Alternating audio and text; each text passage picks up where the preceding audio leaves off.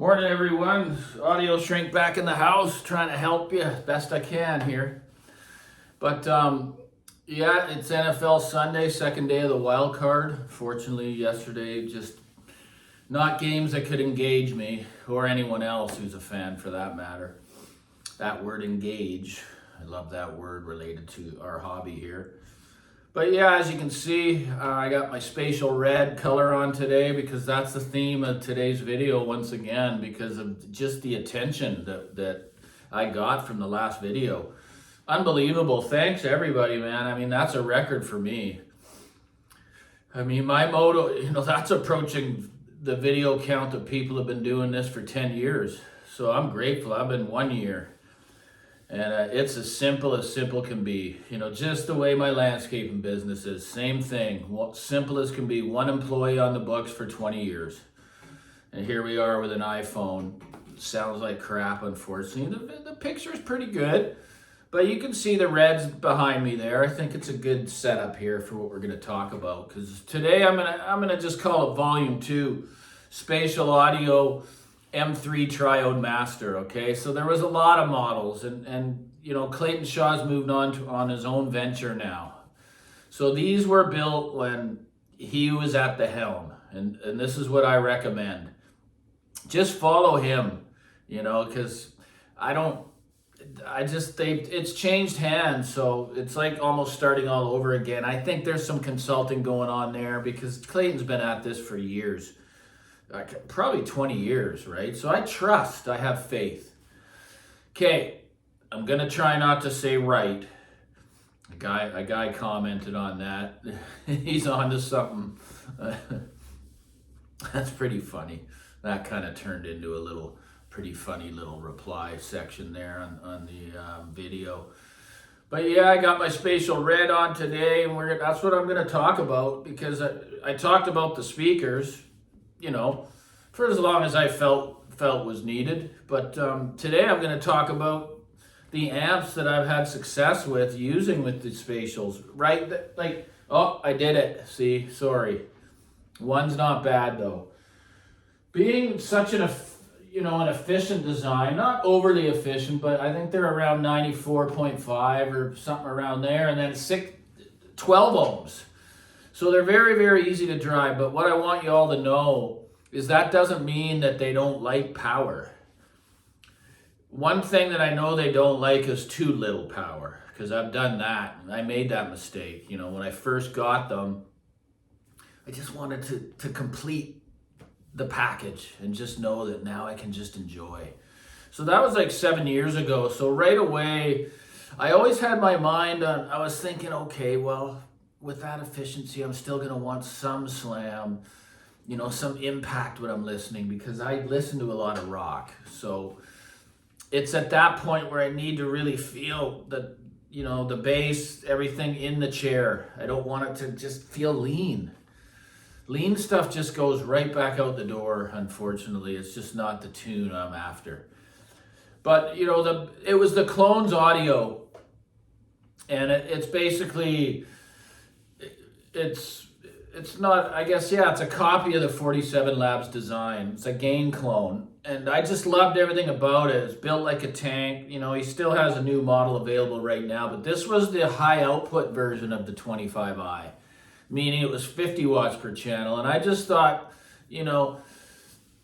a powerful 50 watts is going to be just perfect for these, So I took the plunge. Came in a nice little tank of a box. They come up on the used market every once in a while. It's a fantastic little amp, the 25IRH Clones Audio. And I mean, it gave me everything that I wanted. Like, I'm sure I'm not alone. We sell things we just don't need to, and it gave me all the bass that I needed. The mid-range and top end was just beautiful. It's a really, really good match, guys. If you have these speakers and your room isn't cavernous in size, I don't know why I sold it. Well, the only reason is I knew that it would be a tough sell, because unfortunately, it's almost like an invisible brand on the market. They just don't bring much, and I always get worried about that. I like to have something that's it's kind of obscure, but everybody wants it, like the Line Magnetic 518. And I don't remember the amp that came after it. There's just been so many. I only remember the ones that really dropped my jaw and just went, oh wow. I mean a true upgrade. I can use that word when I get touched, when it engages me emotionally. See, I'm doing pretty good. I haven't said right. But again, I've always had my eye on that amplifier, especially that gold orange finish, the picture on the stereo file. When you look at that review, it's a beautiful picture of this amplifier. And I knew about the 845 topology and the power just how powerful it seems, right? For such a low wattage of 22 watts per channel. I kept scouring, and then one came up, and I jumped on it, and I got a good price, and it's still here today for 7 years. No, I'm not using it in the main system here, but in case, it goes right back in, because guys, it's an absolutely phenomenal match in every way. 22 watts of 845 single-ended triode power. Grips these drivers. The bass is lightning fast. You get no harsh top end or beautiful mid-range. I mean, for this level of speaker, okay? It's not an uber expensive speaker or anything. It was $4,000 US at the time. And then you got your shipping, which is costly. So they're not that cheap to land, but I mean, just very, very high value speakers. So that's remained in the house just because I love it. It's driven almost every kind of speaker efficiency I've ever had. It's a just phenomenal piece. So I went from there, then I wanted to see what some monoblocks would do. And this was a different power spectrum. This is going to a whole other animal of power, which was the 200 watt per channel Yolita Music Envoy flagship monoblocks. These were 211s, two 211 driver tubes in each, power tubes in each monoblock, and then two EL34s in each, and then preamp tubes. It was a push-pull configuration, man, but it's an even more refined sound, the 211 than the 845, and it's actually more expensive to build. There's more windings in the transformer. It almost replicates the 300B liquid sound. So refined, guys. That there for 200 watts per channel, this is what I mean. We can't poo-poo on the power before we experience it with an efficiency, a certain design with high efficiency. Again, those went out the door due to the weight and the bulk, but those were a phenomenal match with 200 watts per channel. And after that, because of all the research and always looking all the time, I like small components. I like really small, well-engineered components. So I had my eyes on those Burson Timekeeper monoblocks. And I was reading a little bit about them. I saw a couple reviews online. Most of them were just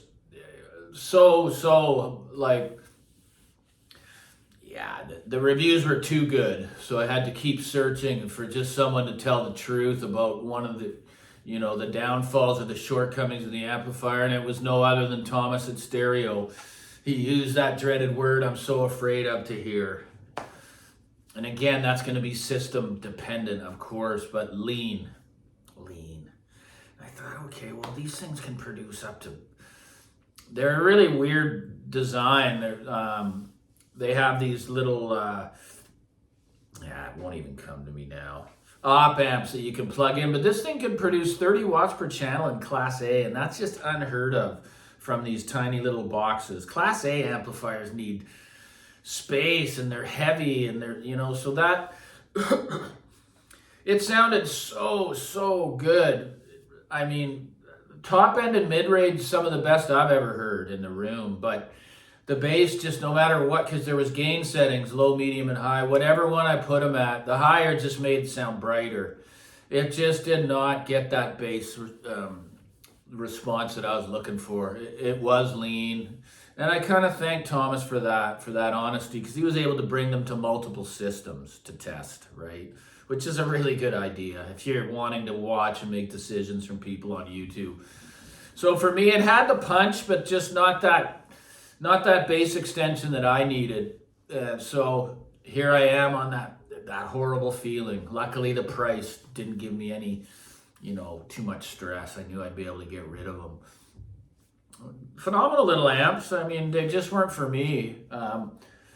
So that's when I made this massive change, because I was able to listen to both the Line Magnetic and the Bel Canto E1X with the same system for weeks and just do comparisons. Not to look what one's better, but am I going to lose anything if I take the Line Magnetic 518 out of the chain?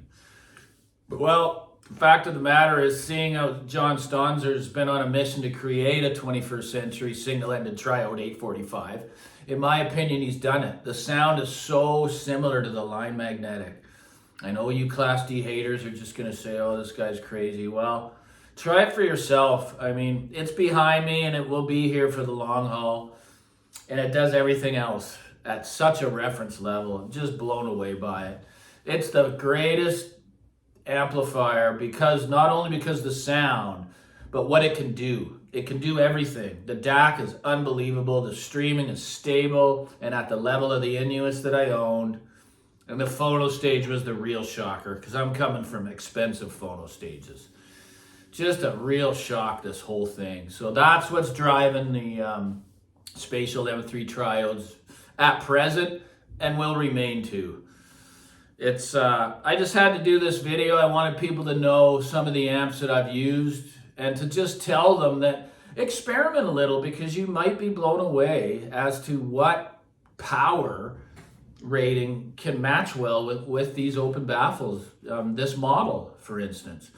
It's built in this efficient topology with the high ohms is to mate better with tube amplifiers. But I'm here to tell you, they work with so many things and can be placed in so many positions in your room. They're not going to be for that ultra fussy audiophile who's just going to spend his whole life tweaking things. No, they're kind of just plug in and just enjoy, right? Well, there it was. I couldn't do it without ending. I better stop now before I say right too many times. But there's a little bit of information that I wanted to share on pairings with the speaker. So like and subscribe, and if you feel so generous, there's a super thanks down there as well with a heart around it. Thanks so much, guys. Enjoy your Sunday.